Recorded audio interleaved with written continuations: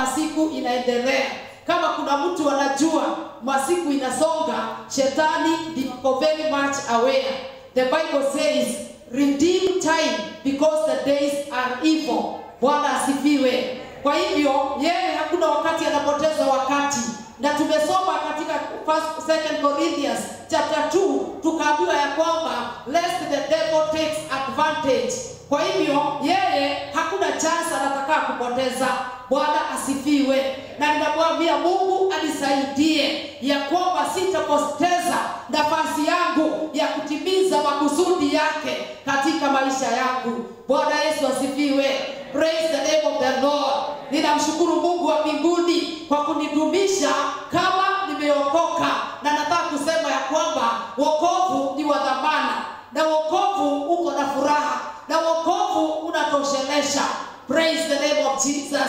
Wakati niliokoka niliambiwa ya kwamba Jesus is able to save, he is able to keep, he is able to satisfy. Bwana Yesu asifiwe. Na mimi ni shahidi siku ya leo ya kwamba anaweza kudumisha, anaweza kuokoa, anaweza kunitoshelesha, because he has done so for me. Na ninapatia heshima na utukufu wote.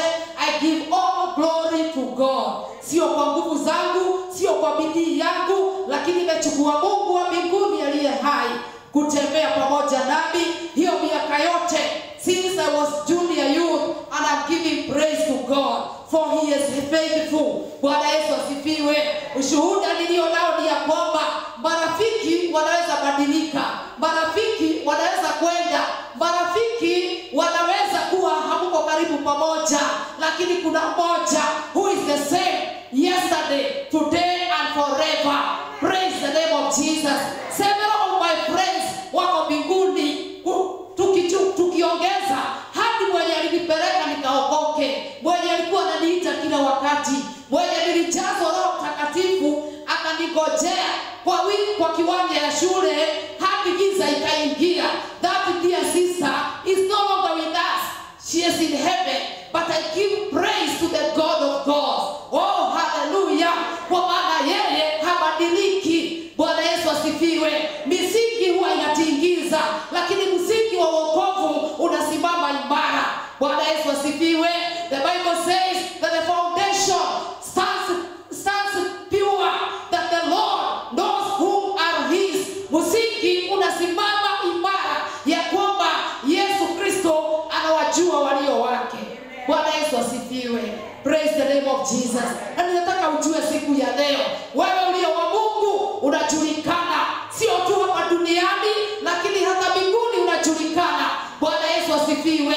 Praise the name of Jesus. You are not on earth, you are not in heaven. Unajulikana hapa Kenya as a citizen of the nation of Kenya, and you are also a citizen in heaven katika jina la Yesu. Biblia inasema ya kwamba we are no longer strangers, but we are fellow citizens together with the saints. Bwana asifiwe. Tumejengwa katika msingi wa mitume na manabii, Jesus Christ being the chief cornerstone. Hallelujah. Mwambie Bwana ni asante kwa kunijenga kwa msingi huu wa mitume na manabii, Yesu Kristo akiwa jiwe la pembeni, ya kwamba mimi sio wa kutingizika. I am unshakable. Praise the name of the Lord. Hallelujah. Say, I am unshakable. Praise the name of the Lord. Amen. Naona kama wengine wananyamaza, labda hatuko pamoja. Inua mkono wako, mwambie Bwana, I thank you because I am unshakable.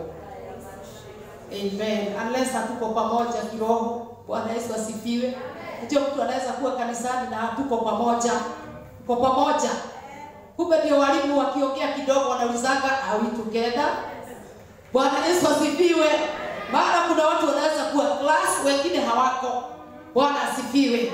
So ninafurahia Mungu kwa kunipatia nafasi hii ya kuwa mmoja katika huduma siku ya leo, na nashukuru wapasia, asante sana kwa nafasi hii ya kusimama katika madhabahu haya. Bwana Yesu asifiwe. So I thank God for being with me, and because he has been part of my life. Na kama vile tunasema tupelekane na Mungu, I have desired to walk with God. Bwana Yesu asifiwe. Nilikuwa nasoma kitabu cha Mark chapter 11 Biblia inasema ukiendelea kusoma ya kwamba Yesu kuna wakati alikuwa anataka kwenda hekaluni, alikuwa anataka kuingia Jerusalem, na Biblia inasema ya kwamba alipokuwa anataka kuingia, hangeingia miguu mitupu, hangeingia akitembea. He needed means of transport. Bwana Yesu asifiwe. Praise the name of Jesus. Na alipokuwa anahitaji means ya transport ya wakati huo, kama ni siku ya leo, angesema mimi nataka ile gari ya Baba Kariuki niende naye. Ama aseme ya kwamba ninataka kuingia na group na mitume, ninataka ile ya Baba Ken inipeleke Jerusalem. Lakini siku hizo hazikuwa. But what happened? Alijua ya kwamba kuna kamwana punda kamefungwa mahali fulani, na akatumana akasema ya kwamba enda useme ifunguliwe ili niitumie. Na mtu akikuuliza mwambie ya kwamba mkubwa ako na haja naye. The master is in need of it. Bwana Yesu asifiwe. Na mimi katika maisha yangu ninaambia Mungu akanisaidia ya kwamba I am ready even to carry Jesus Christ wherever he wants to go. Bwana Yesu asifiwe. Hallelujah. Yesu hawezi tembea na miguu. Yesu huwezi mwambia haleluya. Huwezi mwambia hivyo. He needs a means of transport. Bwana Yesu asifiwe. Sijui ni wangapi unaweza kushirikiana na mimi ya kwamba Jesus Christ anatuhitaji ili tupeleke mahali anataka kwenda. Mungu wetu asifiwe. Praise the name of the Lord. Wale ambao wako ready kumbeba, maana hizo zilikuwa the means za wakati huo. Na Biblia inanifurahisha, inasema ya kwamba wakati alikubali kubeba Yesu Kristo, alitafutiwa matawi. Huyo mwanabunda alitafutiwa matawi hadi maguo za watu wakaletewa. Na nikawa na ufunuo ya kwamba kumbe ninapombeba Yesu, hallelujah, I walk in the supernatural. Bwana Yesu asifiwe. Sio kawaida bunda kuwekewa matawi, hata hakuwa amewekewa tena, but because of that humility, kwa ajili ya hilo kunyenyekea na kusema ya kwamba hata kama sijui ni nini, wacha tunifunguliwe niende. Kubali kufunguliwa uende katika jina la Yesu ili uingie katika hatima yako. Maana unapombeba Yesu, unapobeba mzigo wa kazi ya Mungu, unapobeba commission ya Mungu, your life will never remain the same. Utakuta watu wamekuwekea maguo zao, haijalishi ni kama ni za bei kali, walitoa wakaweka chini, na Yesu akaingia Yerusalemu. Na nikajua jambo moja, kumbe mtu anaweza kosa opportunity forever. Kwa sababu Yesu alipokuwa akiingia Jerusalem, alikuwa anaingia mara ya mwisho. That was the last time. Ilikuwa wiki ya mwisho ili asulubiwe that week. Wenye waliimba Hosana Hosana na wakaimba utukufu on the same week, ndio walikuwa wanasema ya kwamba crucify him. So nataka kusema ya kwamba unapopelekana na Mungu wa mbinguni, the opportunities that you can never miss. In Jesus name. Bwana Yesu asifiwe. Hapo kama mwanapunda kangekataa hiyo wiki, Yesu Kristo hakuhitaji transport tena. Hata akienda mbinguni alipaa tu, because he died and he rose again. Bwana asifiwe. So tuamini ya kwamba we trust in our God and he is alive. Hallelujah. Furahia Bwana na mwambie asante Mungu, umeniweka uhai siku ya leo. Praise the name of Jesus. Siko katika hesabu ambazo zinasomwa ya watu ambao hawako duniani. You are together with me in Jesus name. Bwana Yesu asifiwe. Praise the name of the living God. So nashukuru Mungu wetu siku ya leo, na ninajua kwamba utabarikiwa siku ya leo. Bwana Yesu asifiwe. Baraka lazima tutazipata, whether the devil likes it or not. Hajawahi penda tubarikiwe, na hatapenda, na tutaendelea kubarikiwa. Huyo mwanapunda akiwekewa maguo, shetani hapo anataka, lakini alikanyaga juu ya cloaks. The Bible inaziita cloaks, kuonyesha ya kwamba majoho zao walimtandikia akanyange on behalf of Jesus Christ. So may you move on behalf of the King of Kings in Jesus name. Hallelujah. Bwana Yesu asifiwe. Ninawapenda asubuhi ya leo katika jina la Yesu. Nataka tujifunze kwa kifupi siku ya leo the purpose of Christian fasting. Hallelujah. Wakristo wangapi tuko na wao kanisani siku ya leo? Hallelujah. Naona kama wengine ni wa dini tofauti. Wakristo wangapi tuko nao kanisani siku ya leo? Haleluya. Mungu wetu awabariki sana. Tunashukuru Mungu wetu kwa sababu sisi ni Wakristo and we have the purpose of Christian fasting. Jambo la kwanza nataka tujue ya kwamba if we read Mark chapter 2 verse 18 to 20, Biblia inasema ya kwamba Biblia inasema Yesu Kristo aliulizwa swali. Akaulizwa ya kwamba now John's disciples and the Pharisees were fasting. Some people came and asked Jesus, how is it that John's disciples and the disciples of the Pharisees are fasting but yours are not? Akawajibu akawaambia ya kwamba, how can the guests of the bridegroom fast while he is with them? They cannot, so long as they have him with them. But the time will come when the bridegroom will be taken from them, and on that day they will fast. Bwana Yesu asifiwe. Sababu ambayo inafanya tufunge ni ya kwamba Yesu Kristo alisema ya kwamba atakapotoka duniani, those days we shall fast in obedience to his word. Bwana Yesu asifiwe. Praise the name of Jesus. Walikuwa wanaulizana maswali that kwa nini hawafungi? Kwa maana kufunga kwetu is not traditional. Na watu wengine wanasema ya kwamba it is an Old Testament thing. Lakini nataka kusema asubuhi ya leo, Yesu mwenyewe alisema ya kwamba wakati nitaondoka, siku hiyo watafunga. Bwana Yesu asifiwe. Wakati huu tuko katika msimu wa kufunga. Bwana asifiwe. Kama vile Biblia inasema ya kwamba in the beginning of the year, watu walikuwa wafalme walikuwa wanaenda vita, na Biblia inasema every beginning of the year lazima wafalme wangeenda vita, na sisi ni wafalme pamoja na Yesu Kristo, lazima tuende vita ya kiroho, maana tunajua we have an enemy wa kukabiliana naye, na vitu vingine Biblia inasema ya kwamba the violent will take it by force. Praise the name of Jesus. Hallelujah. Biblia inasema Daudi wakati mmoja alikataa kwenda vita, na wakati alikataa kwenda vita akakutana ndio mahana akiwa katika starehe zake akaona mke wa Uria akiomba mahali juu kwa balcony. Kwa nini? Kwa maana alikataa kwenda vita. Nataka kukuambia siku ya leo kama Mkristo, it is good to participate, kwa maana unapobaki nyuma kuna mambo ambayo utakutana naye. Biblia inatuambia Daudi alirudi nyuma kutoka wakati huo na akaanguka katika dhambi, na hiyo dhambi ilifanya ateseke kwa muda mrefu. Nashukuru Bwana siku ya leo ya kwamba niko na watu ambao wanatii vile Yesu Kristo alisema that when the bridegroom shall go, those days they shall fast. Bwana Yesu asifiwe. So it is a New Testament thing, because Jesus was not longer with them physically. Bwana Yesu atusaidie. Najua kama ni zamani watu wasikie Yesu leo atahudhuria ibada. Watu wote, hata sio hawa wako hapa, wamekuwa wamefika huko kwa gate, ati wamesikia Yesu leo atahudhuria ibada LMCC. So nataka kusema nini? Alisema when I am physically absent, those days you shall fast. Mutafasti kwa nini? Kwa sababu wakati huo mtakuwa mnahitaji imani na nguvu zaidi, yani kuconnect na mimi nikiwa mbinguni ili nije niwasaidie. Bwana Yesu asifiwe. Nasema ya kwamba we fast because the bridegroom is no longer physically with us. Bwana Yesu atusaidie. Haleluya. Na ndio maana tumebarikiwa kwa ajili tunatembea kwa imani. Pigia Bwana Yesu makofi.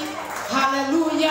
Kwa hivyo wakati unasikia watu wanafunga, usiseme ni ya Old Testament, usiseme ya kwamba unateswa na njaa, kwa sababu Mungu wa mbinguni ako na makusudi mazuri na wewe. Alijua akipaa mbinguni when we fast kuna mambo ambayo ataachilia ambayo sio ya kawaida. And then Jesus Christ himself was an example for us when he fasted for 40 days and 40 nights. Wakati huo ndio alipata nguvu ya kumshinda shetani. Bwana asifiwe. Praise the name of the Lord. Wakati tunafunga tunakuwa dhaifu katika mwili, lakini uko ndani tunakuwa jina la Yesu. We are strong from within in the name of Jesus Christ. Bwana Yesu asifiwe. Na ndio unakuta ya kwamba wakati Daudi alikuwa anapigana na Goliath, Goliath alikuwa mkubwa kwa mwili, lakini ndani yake hakuwa na nguvu. But David alikuwa mdogo mwili, lakini ndani yake alikuwa na nguvu. Bwana Yesu asifiwe. So sijui ukiulizwa utasema who was the giant? David was a giant from inside. So when you fast, you become a giant from inside in the name of Jesus. Unajulikana hadi na ufalme wa giza katika jina la Yesu. Praise the name of the living God. You become strong. Ndio maana unakuta ya kwamba dini ambazo wanashikana kufunga, unakuta ya kwamba wako na nguvu, hauwezi kumbadilisha hata ukitaka. Mtu huyo hata anaweza kukuua, ukumwambia akubadilishe, umbadilishe. Hata watu wao wanaweza kukushika mateka. Watu ambao wanajaribu kubadilisha dini ya watu ambao wanafunga wakishikana, wanakuwa na hatari kubwa, na hata wengine wanauawa. Nataka kusema nini? When you fast you become strong. So nataka ujue siku ya leo, watu wengine wanafunga kwa ajili ya ufalme wa giza, watu wengine wanafunga katika ulimwengu wa giza. Nataka ujue ya kwamba at the spirit world kuna nguvu aina mbili. Kuna nguvu za Mungu na kuna nguvu za shetani. So kila group inapofunga, kila watu wana advance katika ufalme wao. And may the Lord help us that we may advance our kingdom in prayer and fasting in Jesus mighty name. Bwana Yesu asifiwe. Wengine wanafunga ili watu wafikiriwe, wengine wanafunga ili watu wakufe. Kuna watu hata wanafunga watu biashara zao zikwishe.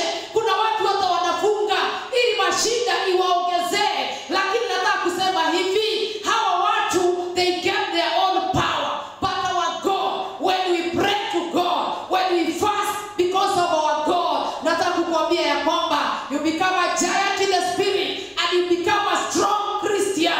Unasikia kuendelea katika maisha ya kiroho. Bwana Yesu atusaidie. Hallelujah. Kuna mtu tulikuwa tunasoma na yeye Bible school, na alituambia ya kwamba kwa dini yao mtu akikasirisha mchungaji wao anaenda kwa mlima, anakaa on the mountain, ana fast hadi siku ile atasikia that person is dead. Why? Kwa nini? Because there is power. Na hata toka ataambiwa tu sasa hayuko, atiototeremka.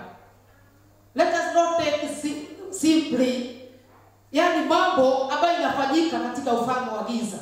Hizo ndio dini ambazo tulikuwa tunaambiwa na Elijah. Bwana Yesu asifiwe. Inaitwa spiritual witchcraft. Hiyo ni uchawi wa kiroho na inatendeka. Sasa tulikuwa tunamuuliza kama ni ukweli. Anatuambia ni ukweli. Mchungaji wao akikasirishwa na mtu, usikie amepanda mlima, atakubali kuteremuka akisikia sanduku imenunuliwa na huyo mtu ako ndani. Situambie Mungu wetu atusaidie, because we have known the truth. Nataka kusema ya kwamba mtu akifast in the negative ni kuonyesha ya kwamba ana advance katika ufalme wao.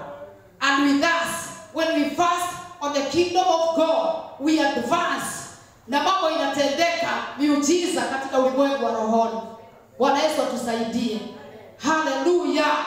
Kuna msichana alikuwa anashuhudia, anasema ya kwamba wakati crusade ya Teresia wa Irimo ilikuwa inaendelea, na wao walikuwa kwa hoteli and they were fasting for 3 days ili hiyo mkutano isifanye kazi, ili hiyo mkutano isiendelee. Nataka kukuambia, do not underestimate prayer and fasting. Maana kwa sababu wakati wewe unakula kila siku, there are people, the enemy side, they do not miss and they commit themselves. Sasa yeye by mistake akawacha wale wengine wakiomba, wanaomba kivyao. He let them pray.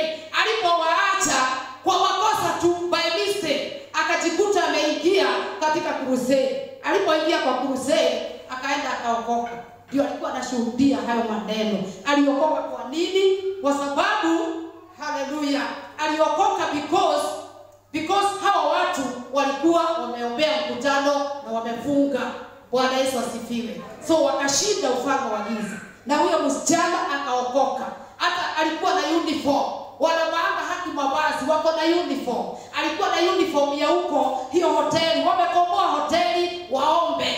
Na wako na uniform zao. Siku hiyo hata alipewa nguo za kubadilisha.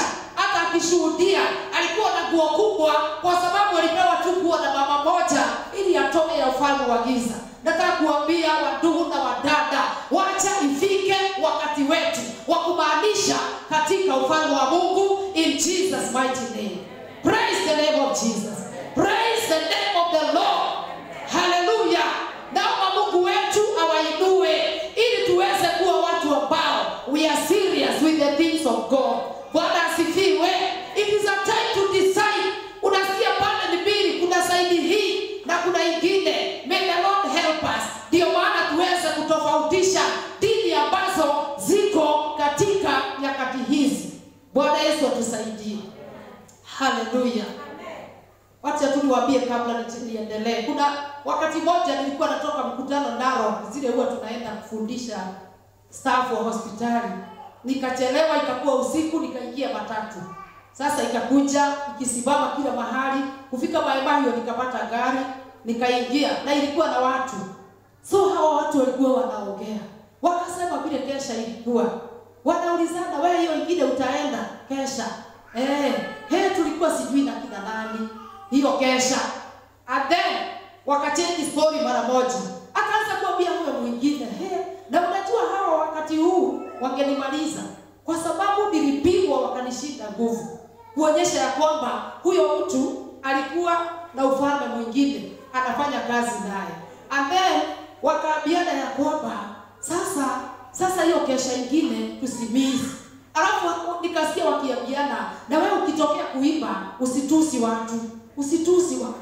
So unaona kesha sasa inapelekana na kutusi watu. So chunga mahali unaenda. Sasa ningewaambia mnikaribisheni kwa kesha. Nikipelekwa in another spirit one. Mungu wetu atusaidie. So may the Lord help you. Alikuwa anasema alimiss kupigwa kuuawa na watu mob justice. Akasema hiyo basi wengine hawajawahi niweza kama hii ya mwisho waliniweza. So there was confusion. Nataka ujue there are so many different groups. Na Mungu wetu atusaidie. And they talk the language of the church. Wanaongea habari ya kesha, wanaongea habari ya kuhubiri, wanaongea habari ya kufunga, wanaongea habari ya kuimba. They are artists wanaimba. May the Lord help us to rise through the prayer and fasting in the spirit of discernment in Jesus mighty name. Praise the name of the living God. Oh, hallelujah. Bwana Yesu asifiwe. Kwa hivyo nashukuru Mungu siku ya leo, maana tunatimiza vile Yesu Kristo alisema. So when you pray and fast, you become a giant in the spirit. Hallelujah. Bwana Yesu asifiwe. Hadi watu wanatambua wokovu wako. The spirit man ndani ina control nje. Kama vile Biblia inasema John chapter 3 verse 30 inasema ya kwamba let me decrease and then you will increase. Ndio kwambio tumeibiwa siku ya leo. Hallelujah. He must become greater and I must become less. So when you pray and fast, anakuwa mkuu katika maisha yako na wewe unakuwa mdogo. Na wakati anakuwa mkuu, ndio unasikia ya kwamba unaenda unatandikiwa vitu, watu wanakubariki, Mungu anafungua njia zako za kubarikiwa. May the Lord increase in your lives in Jesus mighty name. Hallelujah. That he must be greater and I must become less. Hallelujah.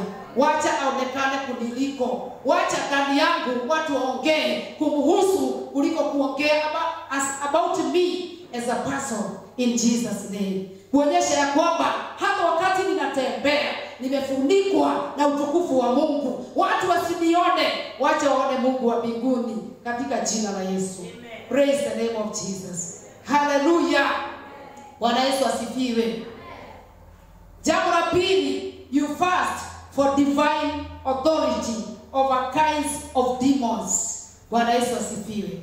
Unafunga ili uwe na mamlaka ya kiungu kwa mapepo aina fulani.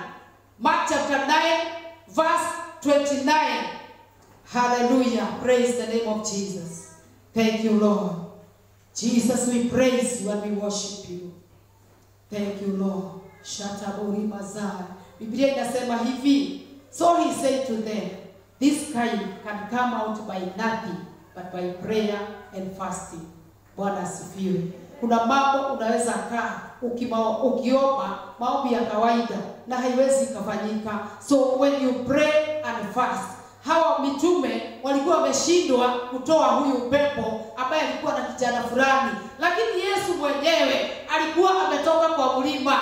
Bwana Yesu asifiwe. Ambia mwenzako enda mlimani ndio uweze kupambana na mapepo mengine katika maisha yako, because when you pray and fast, nilisema ya kwamba you get divine authority.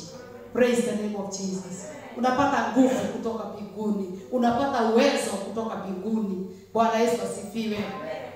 Na unakuta ya kwamba Yesu Kristo aliwaambia kuna zingine hazitoki. Sijui ni nini imekuwa stubborn katika maisha yako. To join katika hizi wiki tumebakisha in prayer and fasting, and may the Lord give you a breakthrough in Jesus mighty name. Amen. Pigia Bwana Yesu makofi. Hallelujah. Thank you Jesus. Jambo lingine ambalo tunafanya tuombe is to be heard on high, ili tusikike mbinguni. Bwana Yesu asifiwe. As we continue to decrease, wakati mtu wetu wa ndani anaendelea kuwa na nguvu, tunapofunga na kuomba ni kama to bring a note of urgency in the court of heaven. Bwana Yesu asifiwe. Praise the name of the Lord. Nimesema it is to be heard and to bring a note of urgency in the court of heaven. Bwana Yesu asifiwe. Na kutia maombi yetu nguvu. Bwana ainuliwe katika koti. Watu ambao ni magistrates na lawyers wanajua ya kwamba kuna wakati anataka kesi isikike haraka. So unasikia ya kwamba amepeleka a note of urgency. Anasema ya kwamba hii case badala ya huko ikuwe imewekwa mbali, wacha ikaribie, hii case ifanyiwe karibu, na that is called a note of urgency. So when you humble before God and you fast, katika koti la mbinguni, tunasikia Yesu ni judge. Wangapi wanajua Yesu ni judge? Hallelujah. Atatujaji sisi wote siku ya mwisho. Atajaji wenye dhambi na pia hata wale wameokoka watajajiwa. So he is a judge. Na Biblia inatuambia ya kwamba that when we fast, we petition the court of heaven with a note of urgency. Amen. Bwana Yesu asifiwe. Wakati wako na note of urgency na Mungu, unataka kuna kitu unataka tu, unasikia ya kwamba hii petition, my Lord, nataka isikike haraka. Wangapi? Hallelujah. Amen. A note of urgency. I want this case, my Lord, tafadhali isiende December, isiende 2030, nataka ifanyike haraka. So you petition the court of heaven. Jambo ambalo umekuwa ukiombea, unaitia nguvu, you petition the court of heaven. And out of that, tumeona mambo mengi yakitendeka katika jina la Yesu. Na wacha noti yako na kesi yako isikike mbinguni katika jina la Yesu. Praise the name of the Lord. The Bible says he is the right judge. Bwana ainuliwe. Na hiyo unasoma katika kitabu cha Ezra 8 verse 23. Na utaikuta katika Isaiah 58 and verse 9. You give force to your bleeding. Bwana Yesu asifiwe. Unatia nguvu kuzaliwa kwa maono yako. Wangapi wako na maono hapa? Katika jina la Yesu, you have a vision. Uko na vision ya maisha yako ya kiroho. Hallelujah. Maisha ya kiroho ni wadogo, hii nyingine ni mingi. Mungu wetu awatendee katika jina la Yesu. Bwana Yesu asifiwe. Unakuta ya kwamba so that you may give back to your vision. Praise the name of Jesus. Ukisoma katika Isaiah 26 utakuta ya kwamba 26 verse 17 na 18 utakuta ya kwamba kuna watu walikuwa na mimba and then they gave birth to twins. Biblia inasema as a woman with a child is in pain and cries out with her pangs, when she draws near the time of her delivery, so have we been in your sight. We have been with child. We have been in pain. We have, as it were, brought forth wind. We have not accomplished any deliverance on earth, nor have the inhabitants of the world fallen. Nataka kusema nini? Mungu wetu atusaidie. Ya kwamba Israeli walikuwa kama baba amebeba mimba miezi 9. Wakati ulifika wa kujifungua, Biblia inasema he came back. We have brought forth wind. Tumeleta upepo. Hakuna kitu tumeongeza duniani. And the purpose of carrying a pregnancy is to bring somebody and to increase the earth. So nataka kusema hivi, when you pray and fast, you cannot give back to the wind. Kwa maana Mungu wa mbinguni anakusikia. And do not forget, I'm talking about the Christian fast. Sio ile niliwaambia ya mlima. I'm talking about the Christian fast. And I am praying, hii season about tunaomba, may you give back kwa maono yako katika jina la Yesu. Praise the name of the Lord. Let your vision come to pass in Jesus' mighty name. Amen. Praise the name of Jesus. Hallelujah. Bwana Yesu asifiwe. Hata mimi nataka maono yangu itimie. And I'm not going to give back to wind in Jesus' mighty name. Praise the name of the Lord. Mtu anaweza kuona kama umefanya kazi ya Mungu, lakini bado ndio tunaanza katika jina la Yesu. We are just starting. Hallelujah. Bwana Yesu ainuliwe. Ni kwanza tunaanza Baba Ken. We are starting. Hallelujah. Bwana Yesu ainuliwe. Bwana Yesu apewe utukufu. Praise the name of the living God. So nimesema ya kwamba give back to your vision. Hallelujah. Unajua mimi ni nurse, midwife, public health nurse, occupational health nurse, na gani nyingine yote. Tunafundisha kwa kila kitu, hadi meat inspection. Tunapeleka kwa slaughterhouse. Tunapeleka hadi kwa sewage. Hata kwingine tulikuwa tunajiuliza tunaenda kufanya nini? So nataka kusema ya kwamba I have witnessed bad things happening. Na ninaamini ya kwamba sisi ambao tumeokolewa, we shall give back to the purposes of God in Jesus' name. Amen. Hallelujah. Wakati wanataka mazao ya maono yao izaliwe, na Mungu akutendee muujiza ambao unataka, pokea katika jina la Yesu. Hallelujah.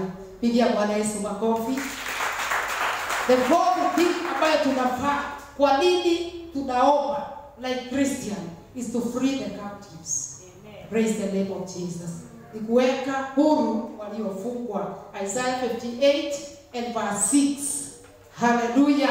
Is to set the captives free. Nataka ujue ya kwamba mtu yeyote hajaokolewa is a captive. And when you pray, Mungu wa mbinguni anaingilia kati, anatuma Roho Mtakatifu.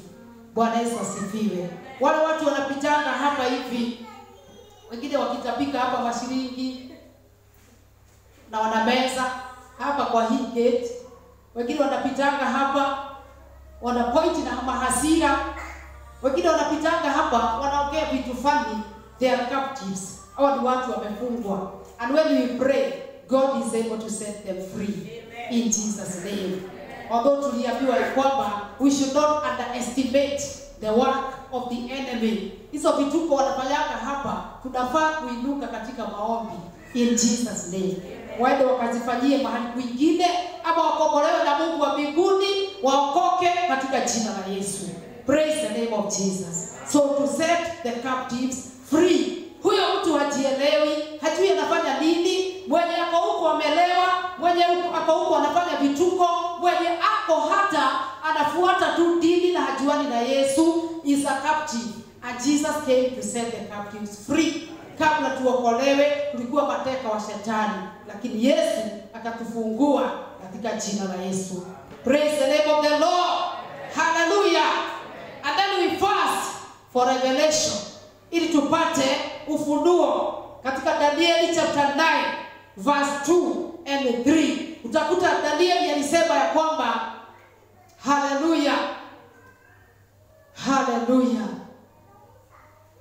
Daniel chapter 9, in the first year of his reign, Daniel understood by the books the number of the years specified by the word of the Lord through Jeremiah the prophet that he would accomplish 7 years in the desolation of Jerusalem. Verse 21. Biblia inasema ya kwamba verse 3. Usome verse 3 kwanza. Hallelujah. Bwana Yesu asifiwe. Then I set my face towards the Lord to make request by prayer and supplication with fasting, sackcloth and ashes. Bwana Yesu asifiwe. Hiyo ni njia ya kunyenyekea mbele za Mungu. Wakati wa zamani mtu akifast alikuwa anavaa gunia na anajipaka majivu. Hallelujah. That was how humble they used to be. I used to have my sister by wakati anafunga alikuwa anajifungia kwa nyumba na anajipaka hadi majivu na anaingia ndani ya gunia. Na nitamkumbusha hiyo. Bwana Yesu asifiwe. As a sign of humility. Na alipofunga and he fasted before God. Biblia inasema katika verse 21 na 23. Inasema nini? 21. Yes, while I was speaking in prayer. Alikuwa anaongea wapi? Hallelujah. Praise the name of Jesus. Are we together? Hallelujah. Wakati alikuwa anaomba in prayer. He was speaking in prayer. And then the man Gabriel, whom I had seen in the vision at the beginning, being caused to fly swiftly, reached me about of the evening offering. Verse 23. And he informed me at the beginning of your supplication, the command went out, and I have come to tell you, for you are greatly beloved. Therefore consider the matter and understand the vision. Bwana Yesu asifiwe.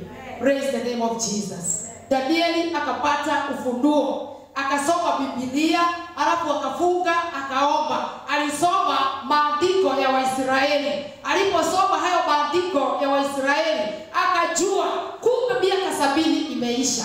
Bwana Yesu asifiwe. Wakati huu tunaomba, kuna watu watapata ufunuo ya kwamba wakati wao wa kutoka captivity umeisha katika jina la Yesu.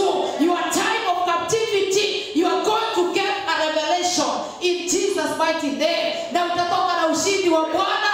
Na wakati Danieli alifunga na kuomba, ndio walianza hata kupanga safari ya kurudi kujenga Jerusalem. Bwana Yesu asifiwe. Mahali kulipomoka katika maisha yako, ninakiri katika jina la Yesu, katika wakati huu upata ufunuo kutoka mbinguni na uweza kujenga tena katika jina la Yesu Kristo. Praise the name of the Lord. Biblia inasema hivi that he fulfills even the counsel of his messengers. He fulfills the declaration of his servants. Anatimiza hata vile watumishi wake wanakiri. Hata ukisoma John 22 verse 28 inasema hivi, you shall decree a thing and it shall come to pass. Ninasema hivi ya kwamba katika jina la Yesu, as we start this year in the mighty name of Jesus, wacha wakati wako ambao umefika wa kutendewa muujiza utokee na upate ufunuo katika jina la Yesu. In Jesus mighty name, may you receive your miracle. May you receive the spirit of revelation in the mighty name of Jesus.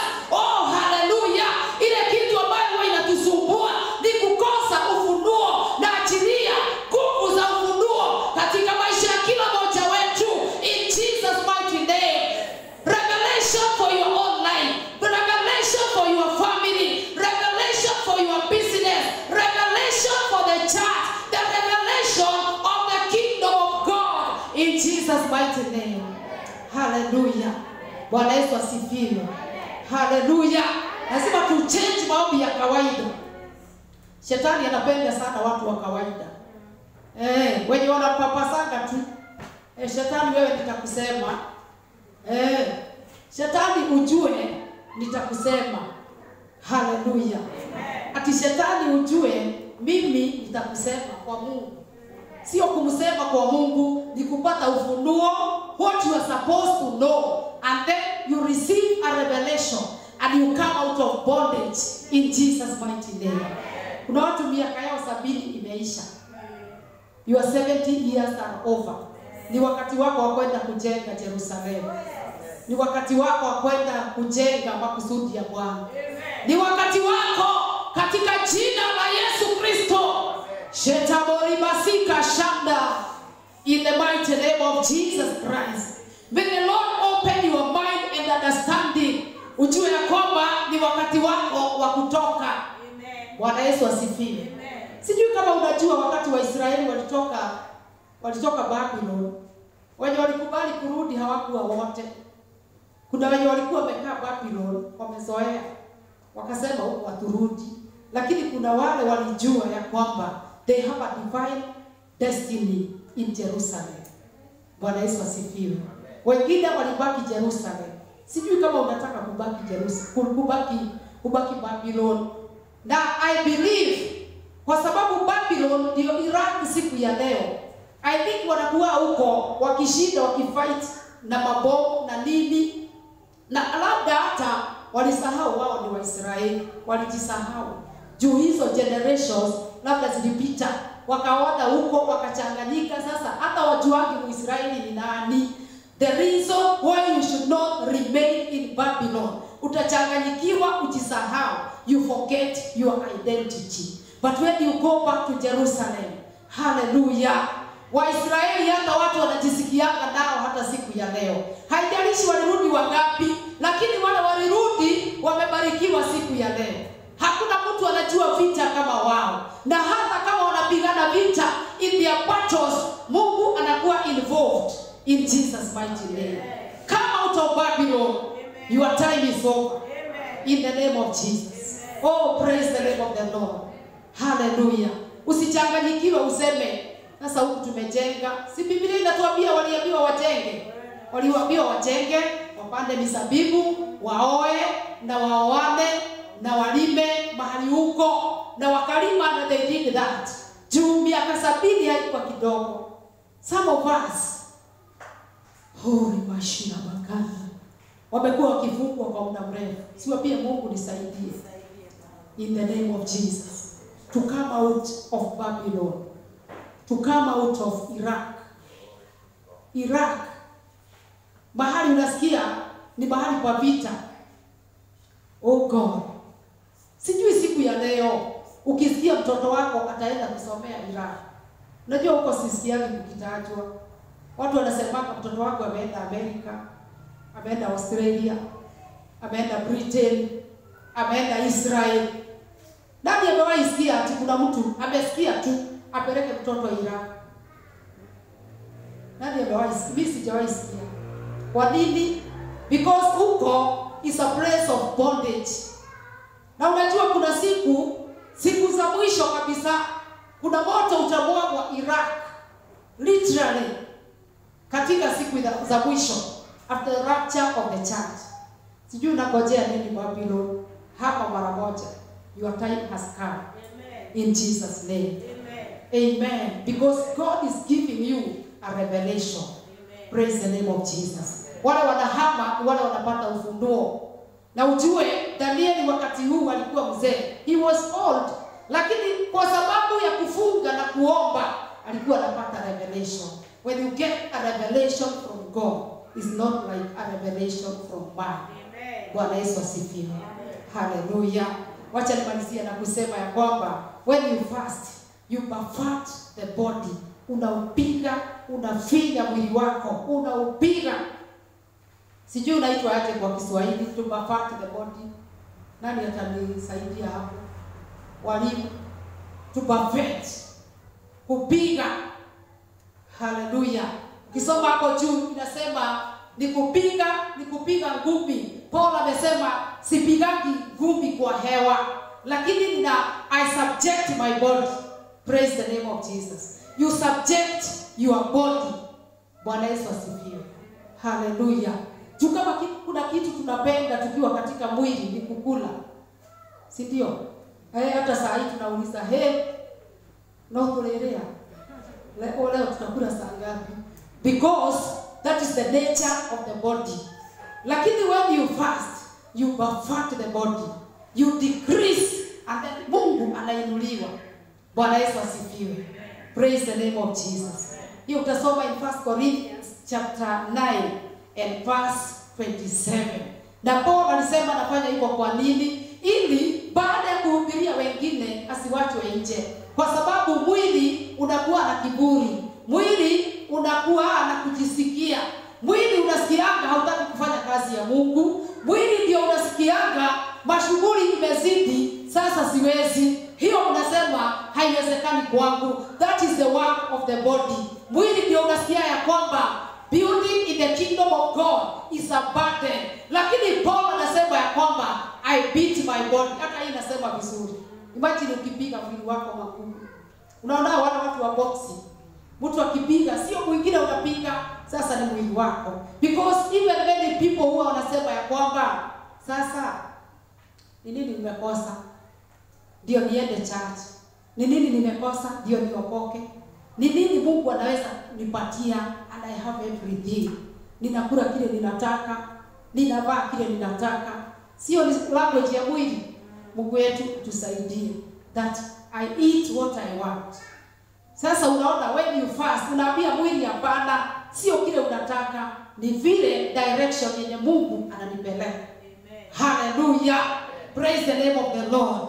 So when you fast, you beat your body hadi inakubaliana na makusudi ya Bwana.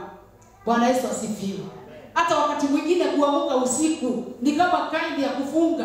Unasikia kulala lakini unaamuka kuomba. Unaambia mwili hapana, mimi silali wakati ninapangiwa maovu na ufalme wa giza. I am going to rise up in Jesus name. Bwana Yesu asifiwe. Mungu wetu atusaidie kuinuka. Maana hii dunia hizi mambo inatuzuilianga to advance in the spirit. Hatutaishughulikia milele. Praise the name of Jesus. Bwana Yesu asifiwe. Hallelujah. Situmwambie Mungu atusaidie that I'm going to perfect the body. Praise the name of the living God. Hata watu wanakosananga juu ya chakula. Hata kwa nyumba kuchelewa kupika. Watoto ndio hawa wanalala. Kuna mama alikuwa anafanya hivyo kwa kijiji yetu zamani. Saa moja ndio anawekelea githeri ya mahindi ngumu. Sasa by saa 3 ndio sasa inaanza kushika moto. Unakuta ya kwamba hadi watoto wanalala, familia inakosana, watoto wanakasirika. Kwa nini? Kwa sababu ya kukula. And even most of us are like that. When you are hungry, unaona mtu anaitwa Esau aliuza birthright. Kwa nini? Juu ya chakula. Angesema ya kwamba kwani siku moja ni nini? You never know. But nashukuru Mungu wetu that as a Christian you are supposed to discipline your body. Beating my body ni kuidiscipline. Na amuka naiambia leo haukuli, you are not going to eat. You are going to seek the face of God. Na Mungu anakuinua in a new dimension in the mighty name of Jesus. Na ninaomba neema tunapoendelea katika maombi, Mungu aendelee kuwasaidia that you shall get divine authority in Jesus name. Bwana Yesu asifiwe. Wacha niwaambie secret moja. Wakati unaomba maombi ya kawaida, you pray from heaven to earth. Unaambia Mungu ninaomba, Mungu ninaomba. But when you fast, you rise up and pray from heaven to earth. Kwa hiyo uko na nguvu ya kucommand. Bwana Yesu asifiwe. Na mambo inatendeka in Jesus name. Nikasema ya kwamba you fast for divine authority, to fulfill the word of Jesus, to be held on high and bring you a note of urgency, to free the captives, for revelation, and to perfect the body. Wangapi wameshika vile nimesema? Hallelujah. Wangapi wameandika mahali hata kama ni kwa simu? Bwana Yesu asifiwe. Najua nilisikia mhubiri akisema ukihubiria watu ambao hawaandiki, ujue, wacha nisimalizie, tusimameni tuambie Mungu tupatie neema in Jesus name. Praise the name of Jesus. Hallelujah. Tuambie Mungu atupatie neema. When we pray and fast, we are not helping anybody. We are not helping God. Sio Mungu tunasaidia. ni sisi tunasaidika. Bwana Yesu asifiwe. Praise the name of the Lord. We express our love for our God. We express our trust for the King of Kings and Lord of Lords. When we pray and fast, He releases the supernatural. We do not plead with God, lakini tunaonyesha Mungu, Lord, this time around, I'm very serious. I'm very serious. Mungu wetu tusaidie. Shataborima kaza, reshote mazika, shatebo sila banda, rope shila bokeza, shetebo kosika yanda, rope shila banda, rope siya koshita bonda. Mungu anakuinua, anakujaza na Roho Mtakatifu, anakutoa Babiloni katika jina la Yesu, na anaachilia mamlaka katika jina la Yesu Kristo. Mwambie Jehova nisaidie. Sherebo kasi ya rebonda, mekosi ya roterebo, ropeshi ya rete mayanda, ropesu wa reke bashika. In the mighty name of Jesus, the Son of the living God. Sherebo kesarabuni, reshorebesi ya roteri ya ribazaya, sherebo kasi ya ropende. Unaweza kuwa hapo siku ya leo. Tunakukaribisha katika ufalme huu ambaye Mungu wetu anatenda mambo makubwa. Are you there? In the mighty name of Jesus, you want to recommit your life this year katika maisha yako ili utembee na Mungu wa mbinguni. Mwambie Jehova, si unisaidie. Sharabosi ya remonda, rekashote bazila. In the mighty name of Jesus, inua mkono wako juu kama uko na hitaji siku ya leo. Wewe unasikia ya kwamba umechoka kukaa Babiloni. It is your time to come out. Come out. Sete maribo shilabanda. In the mighty name of Jesus, we worship you and we love you, Lord. Receive glory, receive honor. Asante kwa wapendwa hawa, na wabarikisha mikononi mwako ukawatenda mema. Asante mfalme wa Israeli. Thank you even for the sister Lord that has made the connection with an offering. Bwana ninakuomba that, oh God, your purpose is going to happen in her life. Receive glory, receive honor. In Jesus' name we pray and believe.